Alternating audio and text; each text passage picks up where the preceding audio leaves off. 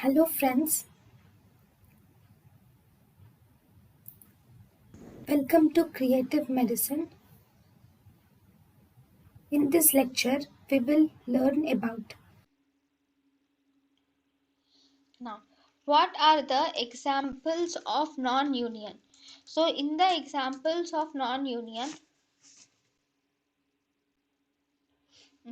in the examples of non-union, we have fracture neck of femur, fracture lateral condyle of femur, fracture neck of femur, fracture lateral condyle of femur, fracture ulnar in the lower one third of the ulna, or fracture body of the talus, fracture lower one third of ulna, or fracture body of talus, or fracture lower one third of tibia, or fracture scaphoid.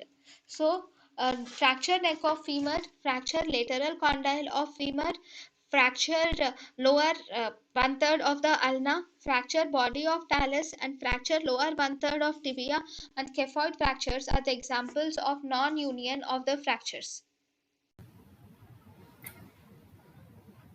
thank you and thank you for watching.